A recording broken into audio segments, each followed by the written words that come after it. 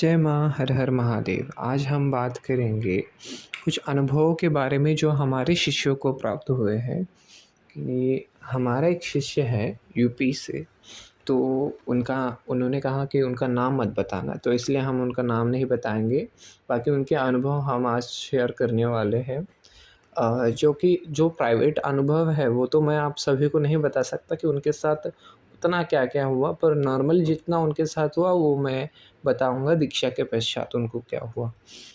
तो स्टार्टिंग में लिखते हैं, प्रणाम गुरुजी, मैं अमुक, नाम लेने से मना किया है। तो मैं आपका शिष्य जब आपसे दीक्षित हुआ तो उसके पश्चात जो है मैंने अपने गुरु मंत्र का जप किया।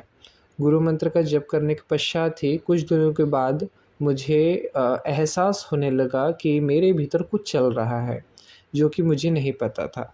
मैं आपसे बात भी किया था उस बारे में। तब आपने कहा था कि मेरी जो है कुंडलिनी में वाइब्रेशन उत्पन्न हो रही है, तो उसका वो कारण हो सकता है। तो पूर्ण रूप से जो है ये मैं भी नहीं जान पाया कि मेरे साथ हो क्या रहा है। तो उसके बाद जो है 7-8 दिन बाद जो है मेरे शरीर में न जाने कुछ ऐसी जकड़न एहसास हो रही थी कि कुछ ऐसा लग रहा था कि किसी ने रस्सी में बांध दिया हो। तो ऐसा इसमें लिखा गया है कि उनका शरीर जो है ऐसा लग रहा था किसी ने रस्सी में बांध दिया हो, और इतना जकड़न उसको फील हो रही थी। तो उसके बाद जो है वो लिखते हैं कि फिर मैं जब गुरु मंत्र जपने बैठता था आसन में, तब मुझे कुछ एनर्जी फील होती थी, जिस कारण जो है मेरे अंदर, अर्थात उनके जो रोंगटे हैं वो अपने आप खड़े हो जाते थे। उनके आँखों से जो अश्रु बहने लगते थे। तो ये तो नॉर्मल सिम्पटम, ये जो है नॉर्मल संकेत होते हैं कि आपकी पूजा अपने भगवान तक जो है पहुँच रही है, तो ये नॉर्मल होता है। तो इसके साथ ही वो आगे लिखते हैं कि मैं फिर अपने गुरु मंत्र का जप जो है पहले आसन पर करता था, फिर चलते फिरते करने लगा।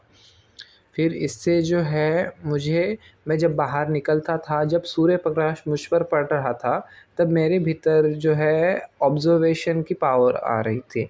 अर्थात उनको जो है सूर्य प्रकाश जो है ऑब्ज़र्व करने की ताकत जिसको कहते हैं, ऐसा ज़्यादातर जो है देवी बाला त्रिपुरा सुंदरी के साधकों में पाया जाता है कि वो अगर बाहर निकलते हैं ऐसे हवा पानी में, जहाँ अच्छा माहौल हो, सकारात्मक माहौल हो, तो वो वहाँ का माहौल वो अपने अंदर खींचने की ताकत रखते हैं।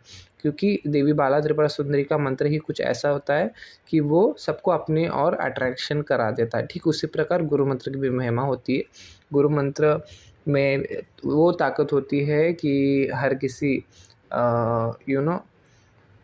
10 महाविद्या है, 10 महाविद्याओं में से आप एक-एक को सिद्ध करोगे तो पूरी ज़िंदगी चली जाएगी। पर उन 10 महाविद्याओं को सिद्ध करके बैठे हुए गुरु को अगर आप पूजोगे, तो जो है गुरु जो है पहले से आपकी 10 महाविद्या जो है कंप्लीट करके बैठे हैं।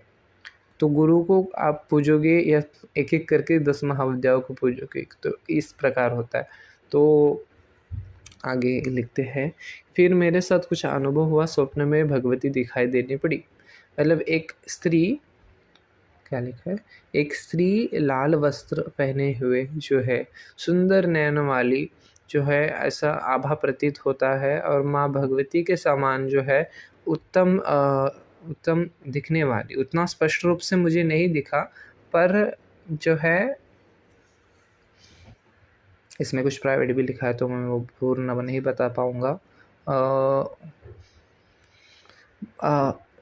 उदाहरणार्थ कि उन्होंने देवी को देखा, बहुत अच्छी बात है। देवी के दर्शन हो गए बहुत कम समय में। तो अभी मैं उनसे यही कहूँगा कि बेटा आगे चल के जिस प्रकार मैंने तुमको दीक्षा दी थी, तुम्हारे स्वभाव को देखकर दीक्षा दी थी कि तुम आगे जो है शाक्त परंपरा को आगे लेकर जाओगे, और जो है अपना एक धर्म स्थापित, सनातन धर्म में जो है मुख्य रूप से अपना नाम ऊँचा करोगे। तो इसी प्रकार से मैंने तुम्हारी दीक्षा भी की थी। तो मुख्य रूप से जो है तुम्हें जो है सिद्धि प्राप्त हो जाएगी अगर तुम प्रयास करोगे तो। इसका नित्य नियम से गुरु मंत्र तुम्हारे लिए जागृत हो चुका है, बधाई हो। परंतु कुछ और क्रियाएँ हैं जो मैं तुम्हें बताऊँगा, पर्सनली बताऊँगा। तो ये जो है ना, अपने गुरु मंत्र का जप कभी छोड़ना मत, जपते रहना जब तक श्वास है तब तक जपते रहो। साधना अपनी चलती रहेगी, परंतु गुरु मंत्र कभी रुकना नहीं चाहिए। जब तक चलते रहो, जब तक गुरु मंत्र जपते रहोगे तब तक तुम्हारे अंदर वो शक्ति आएगी जिससे तुम कठिन से कठिन कार्य भी पूर्ण कर पाओगे। तो ये रहा मेरे शिष्य का अनुभव। तो जय माँ भगवती, हर हर महादेव।